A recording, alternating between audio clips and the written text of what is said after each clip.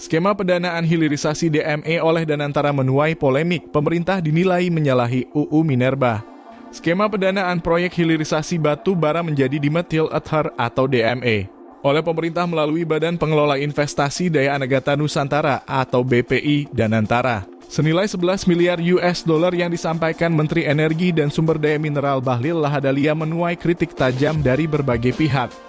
Mantan Direktur Jenderal Mineral dan Batu Bara Kementerian ESDM, Simon F. Sembiring, menilai langkah ini tidak sesuai dengan amanat Undang-Undang Nomor 4 Tahun 2009 tentang pertambangan mineral dan batu bara.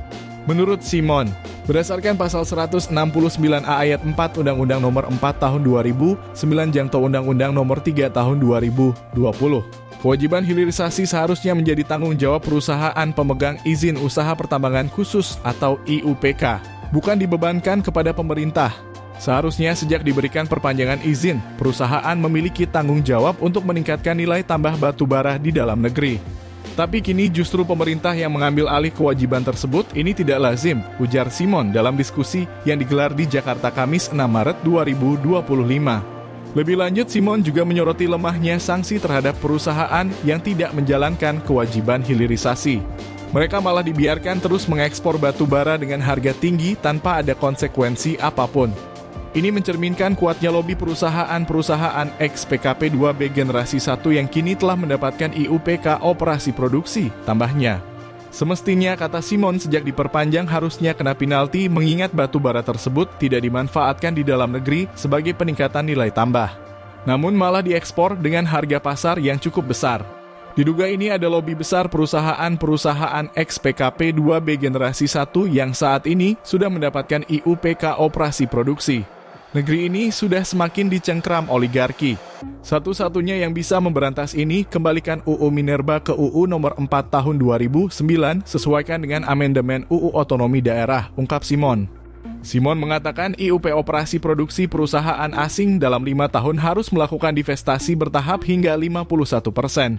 Karena WP merupakan bagian dari tata ruang yang ditentukan oleh masyarakat, instansi Pemda, pusat dan DPR. Maka ada kepastian berusaha bahwa wilayah tersebut tidak seenaknya dirubah menjadi kawasan hutan yang sebelumnya Departemen Kehutanan seenaknya saja merubah status suatu wilayah.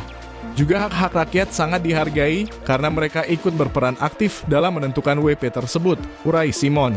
Simon menambahkan menurut UU Nomor 4 Tahun 2009, pejabat yang memberikan IUP dan bertentangan dengan peraturan perundangan dikenakan sanksi administrasi dan pidana.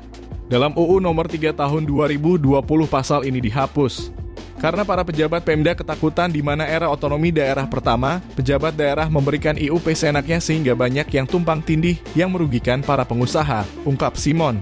Senada dengan Simon, Direktur Eksekutif Center of Energy and Resources Indonesia, Yusri Usman, juga menegaskan bahwa pemerintah seharusnya menyiapkan formula penalti bagi perusahaan yang lalai menjalankan kewajiban hilirisasi. Misalnya Arutmin dan Kaltim Prima Coal seharusnya dikenakan denda karena tidak mengalokasikan batu bara untuk industri metanol sesuai rencana, melainkan tetap mengekspor dalam jumlah besar. Begitu juga dengan Kideco dan Adaro yang sudah mendapatkan izin perpanjangan hingga 2033, tegas Yusri. Semestinya, kata Yusri, Kementerian ESDM segera menegur bahkan segera mempersiapkan formulasi denda keterlambatan. Jangan sampai teguran dilakukan mendekati berakhirnya izin IUPK, apalagi perpanjangan bisa 2 kali 10 tahun. Jadi enak sekali dia diperpanjang dan kewajibannya malah dihilangkan. Sebaliknya mereka mendapatkan keuntungan besar mencapai triliunan rupiah karena batu baranya diekspor. Ini jadinya kebijakan gila, pungkas Yusri.